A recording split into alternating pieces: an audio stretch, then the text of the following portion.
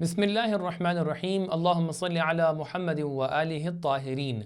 چلو کتاب پڑھیں کیمپین کی سیریز لائیو بک ریڈنگ کے 19ویں سیشن میں آپ کو ویلکم کرتے ہیں، جہاں پر انشاءاللہ تعالی ہم لوگ قرآن مجید کے 19ویں پارے کے تفسیری نکات کو دیکھیں گے۔ 19واں پارہ آپ کے لیے ایک بہت ہی ایکسٹینسو معنی میں تفسیری نکات لے کر آیا ہے کہ جہاں پر سورہ فرقان کی آیت نمبر 21 سے یہ پارہ شروع ہوتا ہے، کہ جہاں پر اللہ تبارک و تعالی ارشاد فرماتا ہے اعوذ باللہ من الشیطان الرجیم بسم اللہ الرحمن الرحیم وقال الذین لا يرجون لقاءنا لولا انزل علینا الملائکۃ او نرى ربنا۔ یہاں پر کافی کچھ باتیں آپ کے سامنے پیش کی گئی ہیں کہ جس کی آیت نمبر 28 میں اللہ تبارک و تعالی روز قیامت کے ایک واقعے کی عکاسی کرتے ہوئے ارشاد فرماتا ہے کہ وہاں پر ظالم لوگ جو ہوں گے وہ کچھ اس طریقے سے کہہ رہے ہوں گے کہ یا ویلتا لیتنی لم اتخذ فلانا خلیلا، اے کاش میں نے فلاں شخص کو اپنا دوست نہ بنایا ہوتا۔ یہاں سے یہ بات بہت واضح طور پہ معلوم ہوتی ہے کہ انسان کا دوست اس کی سعادت اور شقاوت میں بہت بڑا کردار نبھاتا ہے۔ اگر کوئی کامیاب بنتا ہے تو اس کے اندر اس کے دوستوں کا بھی ہاتھ ہوتا ہے، اور اگر کوئی ناکام ہوتا ہے تو اس کے اندر بھی دوستوں کا کوئی نہ کوئی ہاتھ ضرور ہوتا ہے۔ اسی لیے معصومین علیہ السلام نے دوستوں کے اوپر بہت زیادہ زور دیا ہے۔ جناب نوح کے بیٹے جو گمراہ ہو گئے وہ بھی کہا گیا ہے کہ دوستوں کی وجہ سے تھے۔ اسی لیے حضرت امیر کائنات علی ابن ابی طالب علیہ السلام ارشاد فرماتے ہیں کہ قارن اہل الخیر تکن منہ، ہمیشہ اچھے لوگوں کے ساتھ رہو تم ان میں سے بن جاؤ گے، وباین اہل الشر تبن عنہم، اور تم برے لوگوں سے دور رہو تاکہ ان میں سے نہ بن جاؤ۔ اسی طریقے سے اگلی آیت میں آیت نمبر 30 میں ہم دیکھتے ہیں کہ اللہ تبارک و تعالی رسول اللہ کی زبانی ایک بات کو بیان فرماتا ہے وقال الرسول یا رب ان قوم اتخذوا هذا القرآن مہجورا، اے پروردگار میری قوم نے اس قرآن کو ترک کر دیا، مہجور کر دیا۔ اس سے یہ معلوم ہوتا ہے کہ ہم نے قرآن کی بنسبت کتنی قلت سے اور کتنی کم توجہی سے کام لیا ہے کہ روز قیامت تک کہ ہم قرآن سے اس حد تک کے استفادہ نہیں کر پائیں گے کہ رسول اللہ یہ کہہ سکیں کہ میں دو ثقلین،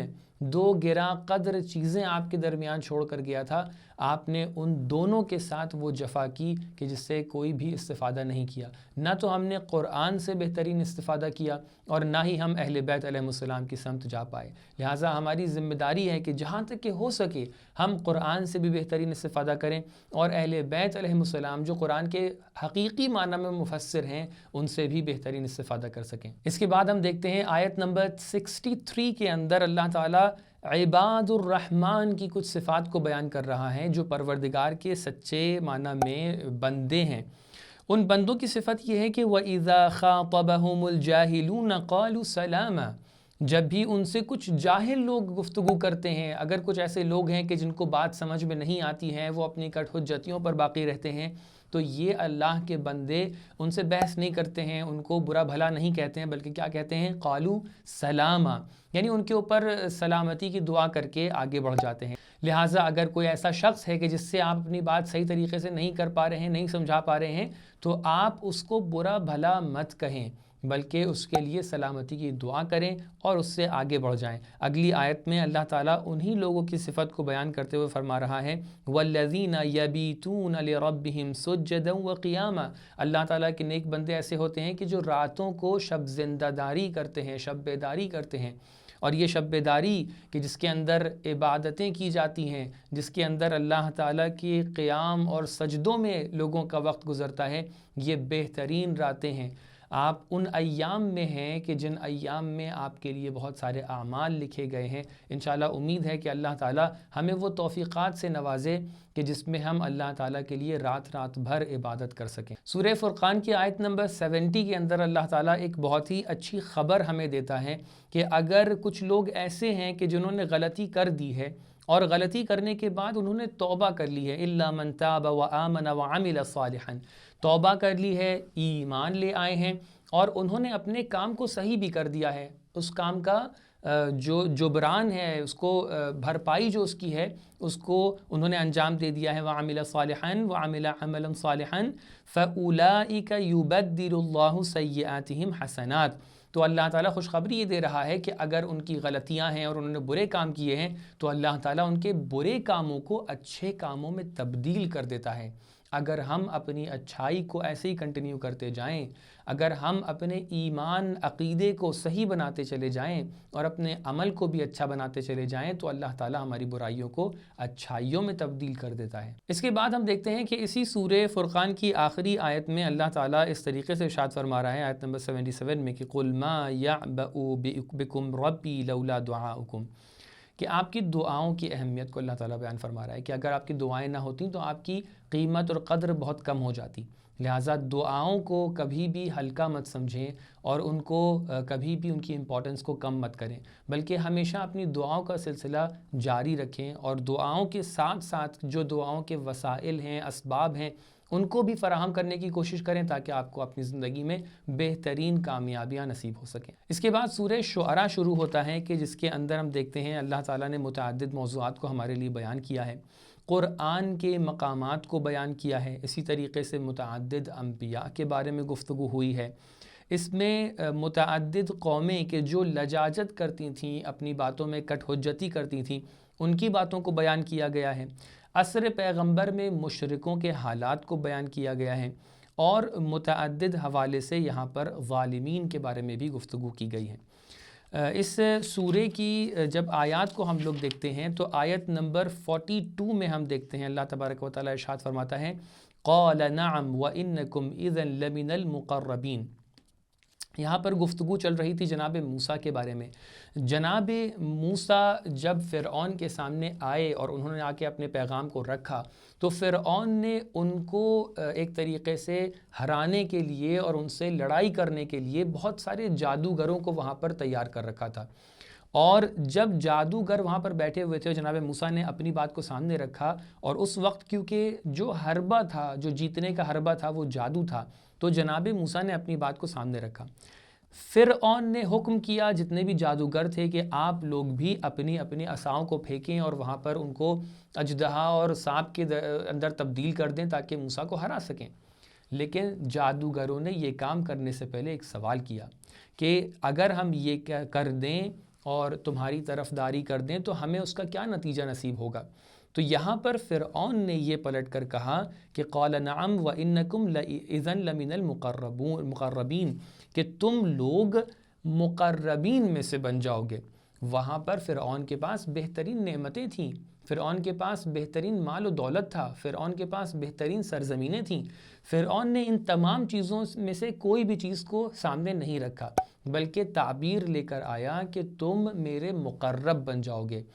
اس سے یہ معلوم ہوتا ہے کہ حتیٰ دشمن بھی اس قرب کی اہمیت کو بہت اچھے سے جانتے ہیں۔ وہ جانتے ہیں کہ یہ تمام چیزیں اگر کوئی عقل مند انسان ہے، کیونکہ ساحر جو وہاں پر تھے، جادوگر، وہ سب کے سب عقل مند انسان تھے، وہ سب کے سب قدرت مند انسان تھے۔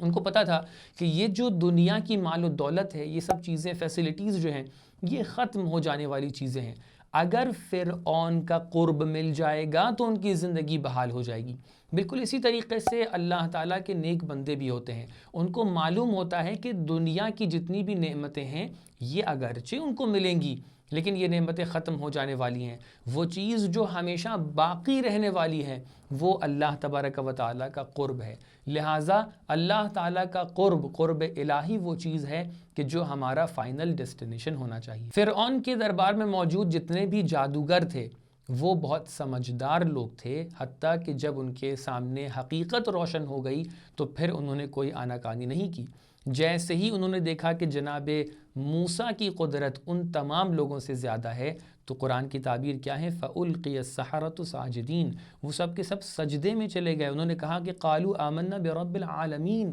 ہم نے اس دنیا کے رب پر، پروردگار پر ایمان اختیار کر لیا کہ جو رب موسیٰ و ہارون ہے۔ اس لیے معلوم ہوتا ہے کہ انسان اگر عقل مند ہو، انسان اگر اپنے آپ میں جس مسلک کے اوپر بھی ہو، جس دین پر بھی ہو، جس مذہب پر بھی ہو، اگر وہ اس مذہب اور دین، اس راستے کے اوپر عقل مند ہے اور جانتا ہے سب کچھ، تو اس کے سامنے اگر حقیقت کو صحیح معنی میں رکھا جائے تو وہ بغیر چوں چرا کے ایکسیپٹ کر لیتا ہے۔ اسی کے برخلاف اگر کوئی ایسا شخص ہے کہ جو حتیٰ صحیح راستے پر بھی کیوں نہ ہو، مومن ہو، مسلمان ہو، لیکن وہ مسلمان اس لیے ہے کہ کیونکہ اس کے باپ دادا مسلمان تھے، وہ مسلمان اس لیے ہے کہ کیونکہ اس کے اجداد مسلمان تھے، تو پھر قرآن نے ان کی تعریف نہیں کی ہے بلکہ ان کی توبیخ کی ہے، مذمت کی ہے۔ ہم دیکھتے ہیں کہ آیت نمبر 74 اور 75 کے اندر جہاں پر جناب ابراہیم کا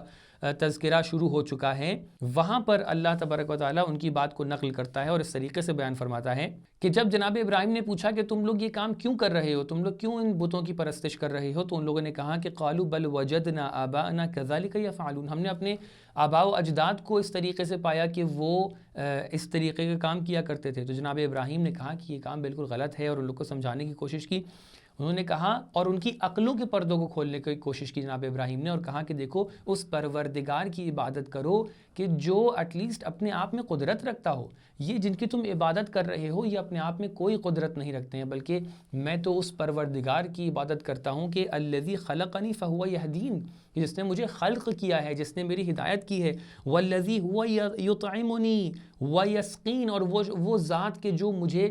کھانا کھلاتی ہے، جو مجھے پانی پلاتی ہے، یعنی میرا رزق فراہم کرتی ہے، میں اس کی عبادت کرتا ہوں۔ وَإِذَا مَرِضْتُ فَهُوَ يَشْفِينِ، اور جب میں مریض ہو جاتا ہوں، بیمار ہو جاتا ہوں، تو وہ میرے لیے جو ہے ایک طریقے سے علاج ہے اور وہ مجھے شفا دیتا ہے۔ تو لہٰذا پروردگار کی جو حقیقت ہے اس کو سامنے لانے کے لیے اور ان کے ذہنوں پر سے پردے ہٹانے کے لیے انہوں نے جناب ابراہیم نے بار بار ان جملوں کو دہرایا، والذی یمیتنی ثم یحیین، کہ جو مجھے اس دنیا سے لے کر جائے گا، مجھے موت دے گا اور اس کے بعد دوبارہ روز قیامت مجھے زندہ کرے گا۔ تو اس سے جناب ابراہیم یہ چاہ رہے تھے کہ یہ بتاتے، جناب ابراہیم بھی یہ کہہ سکتے تھے کہ میرے بھی کچھ اجداد ہیں، میرے بھی کچھ انبیاء ہیں کہ جو ایک طریقے سے مؤمن تھے اور جو اللہ کے راستے پر تھے، تو تم لوگ بھی اس طرف آ جاؤ، تم لوگ اپنے اجداد کی بات نہ مانو، میرے اجداد کی بات کو مانو۔ لیکن جناب ابراہیم نے یہ نہیں کہا، جناب ابراہیم نے کہا کہ یہ اجداد کی پیروی، یہ بزرگوں کی پیروی، جو تمہارے رشتہ دار ہیں ان کی پیروی، یہ معیار نہیں ہونا چاہیے، بلکہ معیار یہ ہونا چاہیے کہ انسان حق اور حقیقت پہ عمل کرے۔ اگر اجداد یا گھر والے یا اینسسٹرز آپ کے حقیقت پر ہیں تو یہ ایک آپ کے لیے اسپیشل کنسیڈریشن ہے، اسپیشل ایک طریقے سے فیسلٹی ہے، لیکن پھر بھی فائنلی وہ انسان جو ڈیسائیڈ کرتا ہے کہ اس کو کس راستے پر رہنا ہے وہ آپ خود ہیں۔ جناب ابراہیم کی بات کو نقل کرتے ہوئے قرآن آیت نمبر 84 میں کہتا ہے کہ وَاجْعَلْ لِي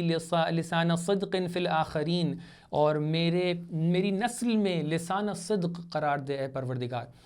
روایات کے اندر متعدد مقامات کے اوپر آیا ہے کہ یہ لسان صدق سے مراد کہیں کہیں پر پیغمبر اکرم صلی اللہ علیہ وآلہ وسلم کو بتایا گیا ہے، اور کچھ روایتوں میں حضرت امیر کائنات علی ابن ابی طالب علیہ السلام لسان صدق سے تعویل کیے گئے ہیں۔ یقیناً آپ دونوں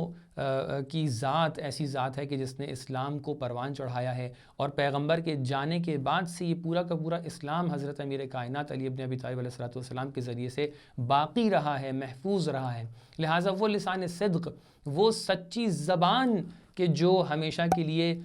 باقی رہ گئی، وہ یقیناً اہل بیت علیہ السلام ہیں۔ اور اس کے بعد روز قیامت کے کچھ واقعات کو بیان کرنے کے بعد اس طریقے سے ارشاد ہو رہا ہے کہ الا من اتى اللہ بقلب سلیم، کہ روز قیامت کسی کو کوئی فائدہ نہیں پہنچا پائے گا مگر وہ شخص فائدہ مند ہوگا کہ جس کے پاس قلب سلیم ہے۔ بہت سارے سوالات یہ ہوتے ہیں کہ قلب سلیم کیا ہے؟ قلب سلیم کی بہت ساری خصوصیات بیان کی گئی روایت میں۔ پہلی خصوصیت یہ ہے کہ وہ قلب کہ جس کے اندر کوئی شک و شبہ نہیں ہوتا ہے، یعنی وہ عقیدے کے لحاظ سے، ایمان کے لحاظ سے اس لیول پر ہوتا ہے کہ جس کے اندر کوئی شک و شبہ نہ ہو۔ دوسری صفت یہ ہے کہ اس کے اندر دنیا کی محبت یعنی حب دنیا نہ پائی جاتی ہو، اور تیسری صفت یہ ہے کہ اللہ کے علاوہ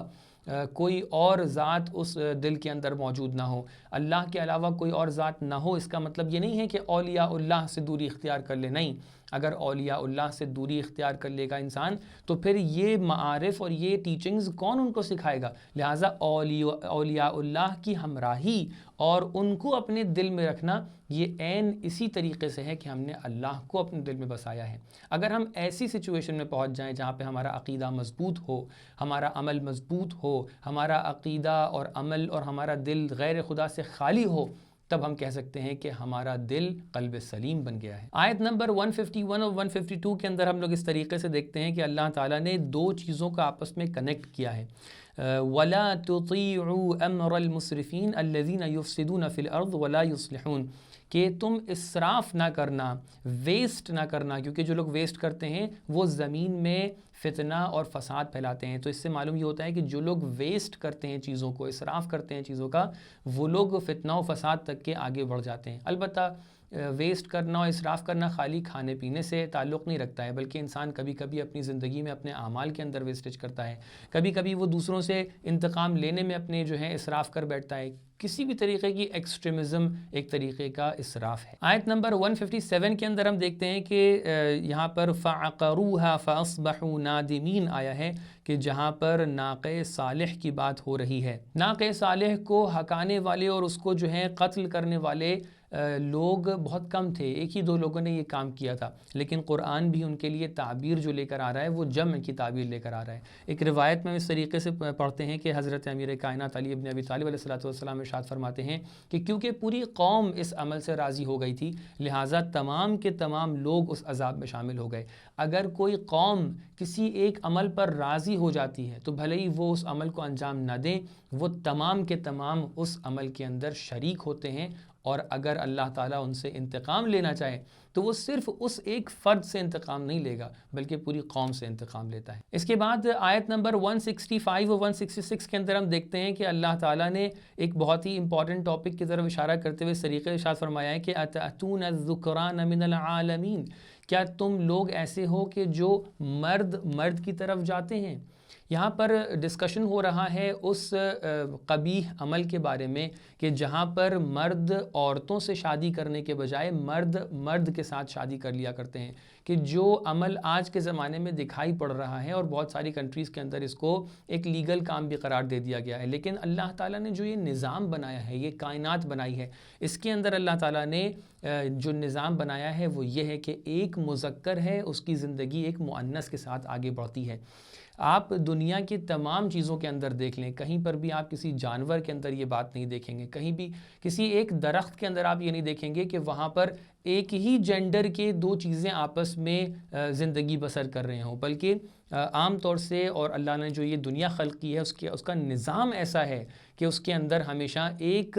فرد اگر میل ہے تو وہ فیمیل کے ساتھ اپنی زندگی کو بسر کرتا ہے۔ لہٰذا اللہ تعالیٰ اگر یہ آیت میں ارشاد فرماتا ہے وَتَذَرُونَ مَا خَلَقَ لَكُمْ رَبُّكُمْ مِنْ أَزْوَاجِكُمْ، کیا تم نے وہ چھوڑ دیا ہے کہ جو اللہ تعالیٰ نے تمہاری ازواج کو خلق کیا ہے؟ یعنی اللہ تعالیٰ نے ایک مرد کے لیے ایک خاتون کو خلق کیا ہے۔ لہٰذا خدا کے واسطے اللہ تعالیٰ نے جس نظام کو بنایا ہے اس نظام کو خراب کرنے کی کوشش نہ کریں، کیونکہ اختیار رکھتے ہیں لہٰذا اپنا نظام خراب کر سکتے ہیں، لیکن آپ اس پوری دنیا کا کیا کریں گے؟ یہ پوری دنیا اسی نظام کے اوپر قائم ہے کہ اللہ تعالیٰ نے بہترین اور حلال طریقے آپ کے لیے مہیا کیے ہیں، اور اللہ تعالیٰ نے اسٹرکٹلی اس بات کو حرام قرار دیا ہے کہ انسان اگر ایک اپنے جینڈر سے کسی کے ساتھ اس طریقے کا قبیح عمل کرنا چاہے۔ متعدد روایات میں ائمہ طاہرین علیہ السلام نے بھی اس کام کی سزا کے علاوہ، سزا اپنی جگہ پر ہے، اس قبیح کام کو سخت ترین الفاظ میں اس کو منع کیا ہے، اور یہ بالکل ایک وائرس کی طرح ہے کہ اگر کسی بھی سماج کے اندر یہ وائرس آ جائے تو ایسے لوگوں کو کوارنٹائن کرنا چاہیے تاکہ اس وائرس سے دور ہو جائیں۔ اس کے بعد سورہ نمل شروع ہوتا ہے کہ جس کے اندر اللہ تبارک و تعالیٰ نے جناب موسیٰ، جناب سلیمان وغیرہ دوسرے انبیاء کا تذکرہ کیا ہے، اور اسی طریقے سے مبدأ و معاد کے بارے میں اور بہت سارے علمی اور اخلاقی مسائل کی طرف اشارہ کیا ہے۔ اللہ تعالیٰ نے یہاں پر جناب سلیمان کے واقعے کو تذکرہ کرتے ہوئے فرمایا ہے کہ وَوَرِثَ سُلَيْمَانُ داود، کہ سلیمان نے داود کی میراث کو لیا۔ یہ آیت وہی آیت ہے کہ جس کو جناب فاطمۃ الزہرا سلام اللہ علیہا نے خطبہ فدق کے اندر بیان فرمایا تھا کہ کیسے سلیمان نے داود کی میراث کو لے لیا لیکن جناب سیدہ پیغمبر کی میراث کو نہیں لے سکتی ہیں۔ لہٰذا معلوم یہ ہوتا ہے کہ ہر نبی کا بیٹا ان سے میراث حاصل کرتا تھا، اور اسی طریقے سے جناب سیدہ کو بھی اپنی میراث، اگر وہ فدق میراث ہے تو ان کو میراث لینا چاہیے تھا، جبکہ وہ میراث نہیں بلکہ ہدیہ تھا، لہٰذا وہ ان کا حق تھا۔ اسی طریقے سے اسی چند آیتوں میں ہم لوگ دیکھتے ہیں کہ جناب سلیمان کی کافی کچھ باتوں کو سامنے بیان کیا جاتا ہے کہ جس کے اندر ہم دیکھتے ہیں کہ ملکہ سبا کا تذکرہ ہے کہ جہاں پر جناب سلیمان نے ایک بہت ہی بہترین انداز سے ملکہ سبا کو اپنے پاس بلایا. ملکہ سبا نے کچھ ہدیے اور تحفے دیے کہ دیکھنا چاہیں کہ کیا یہ ایک بادشاہ ہیں, ظالم بادشاہ ہیں کہ جو ہدیے اور تحفے لے کر خوش ہو جاتے ہیں. جناب سلیمان ان ہدیوں کو لے کر, ان تحفوں کو لے کر خوش نہیں ہوئے. اس سے ملکہ سبا سمجھ گئیں کہ وہ ایک پیغمبر الہی ہیں, ایک پیغمبر ہیں, لہٰذا وہ ان کے پاس آئیں اور جناب سلیمان کے متعدد معجزات کو دیکھ کر انہوں نے ایمان اختیار کیا. یہیں پر پارہ نمبر 19 کے نکات تفصیلی ختم ہوتے ہیں. انشاءاللہ اگلے سیشن میں آپ کے سامنے پارہ نمبر 20 لے کر حاضر ہوں گے. والسلام علیکم ورحمۃ اللہ وبرکاتہ.